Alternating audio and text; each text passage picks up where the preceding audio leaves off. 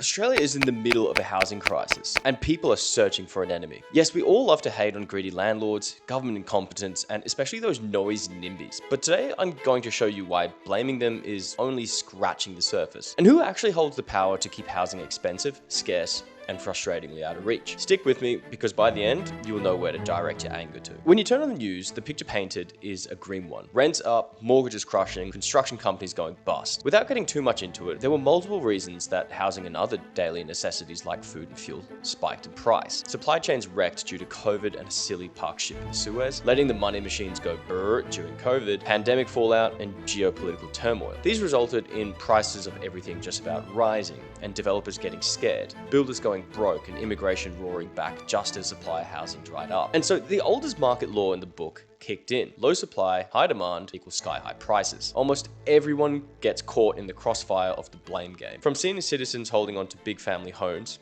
to millennials stretching their budgets for first place. And yet, one group cops an enormous amount of, frankly, somewhat justifiable hate in Queensland.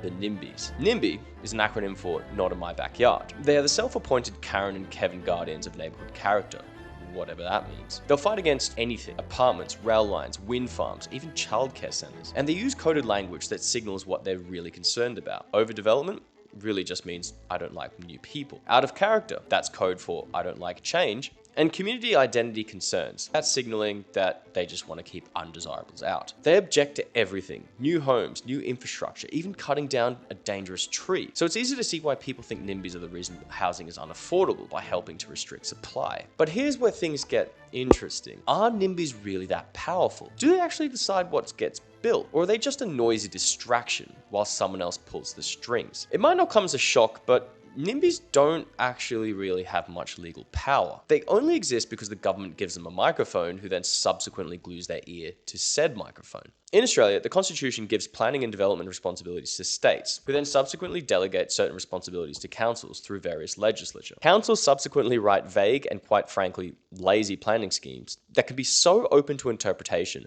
that the expected result of community conflict kicks off harder than Europe in 1914. After a certain archduke goes to a Sarajevo backstreet. NIMBY starts shouting, and council suddenly cancel developments.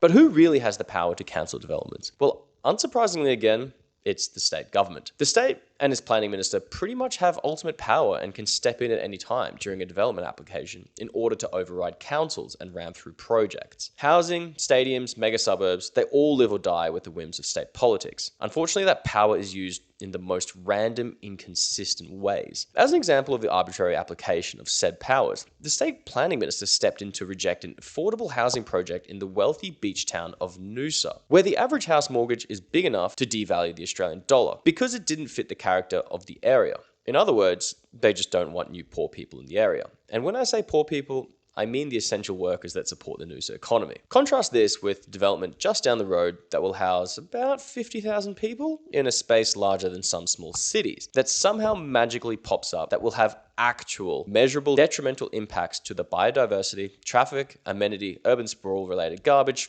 and everything you all know to do with car-dependent urban sprawl. How exactly is this massive, tumorous, horrid development permitted when a much smaller development isn't? Well, basically, because state government wanted it and rammed it through. When the state government wants a project to happen, even if it destroys koala habitat, it sails through. But when they don't, they reject it, then conveniently hide behind NIMBY noise, citing community concerns. When it comes to councils, the story is much the same, although they don't have supreme powers to pick and choose which developments go ahead. They do have a lot of powers to set out what and where can be built using the planning scheme. I won't bore you too much with the details, but under the planning laws, there are basically two avenues for development applications. One is code assessment, where basically if you tick all the boxes of the required building codes, your development pretty much gets rubber stamped for approval. For example, a 5-story apartment building in the medium density zone would generally be code accessible, and it sails through. The other avenue is impact assessment, when the developer has to do so much stupid paperwork to show how the development fits the area's strategic objectives,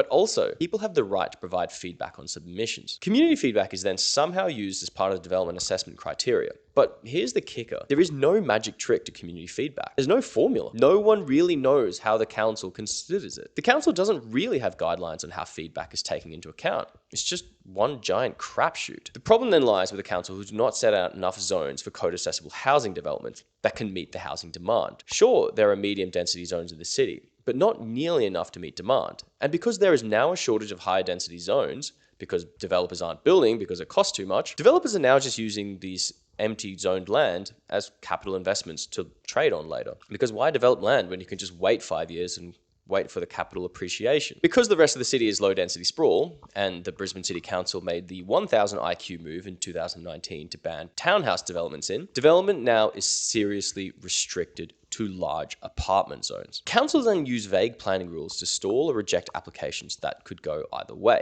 Or even sometimes they reject a clearly appropriate development knowing the developer will win in court, just so they can say, hey, it's not us, the courts rammed it through. But when things get politically messy, is when it gets concerning. Whilst the state government has full power to step in and approve, they would rather the quick political win of a local electorate by rejecting a controversial application. Because blocking local projects has a much faster political return than letting houses develop over the course of 5 to 10 years. And keeping house prices down, or at least accessible, is not really on the political horizon. Outrage will always drive a stronger response than positive experiences. I mean, how often do you see negative online reviews with restaurants compared with positive reviews? In other words, NIMBYs aren't really blocking projects. It's the politicians who are listening to the noisy minority. The story of NIMBYs' power could only get worse when you start looking at the political machinery. The very people with the power to push back against NIMBYs have little interest in changing the system, clarifying planning laws, or taking real steps to boost housing supply. Councils write vague planning schemes that make projects easy to stall, and politicians own property themselves, so they don't really want cheaper housing, which is honestly a complete fallacy, because if housing starts to be developed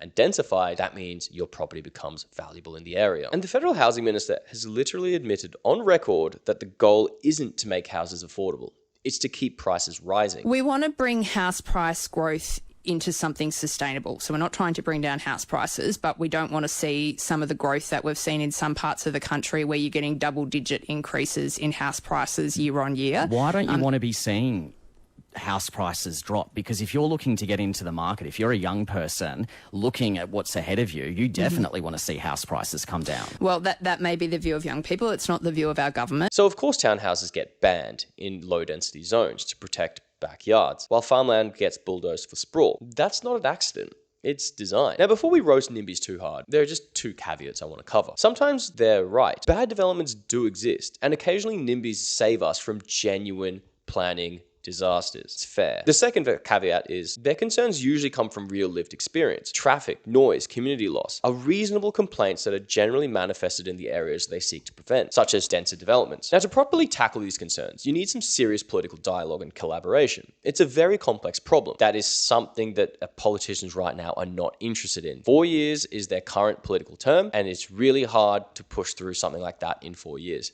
and to make some serious change. So, NIMBYs aren't totally blameless, but they're not the all-powerful villains we think they are. They're the noisy background characters that get into the ear of the politicians and convince them to do stupid decisions like banning townhouses in low-density areas. The real gatekeepers are councils with restricted planning schemes and state governments that arbitrarily pick winners and losers. Finally, before I close out, there has been a community-led reaction to NIMBYism in the form of YIMBYism. YIMBY, standing for Yes in My Backyard, are a group of people who enthusiastically support development in the area and will support housing and infrastructure development. Unfortunately, outrage in the news sells and drives people more than the desire to win, much like people who are more inclined to leave negative Google reviews than positive reviews. So for now, the noisy minority, and I say minority in comparison to the current very loud majority of people who want to buy homes, are winning out over the supportive ones. Unfortunately, until that changes, housing policy in Australia is basically sprawl the shit out of farmland, ban apartments near train stations, and pray people stop asking annoying questions like, why can't I find a place to live? But hey,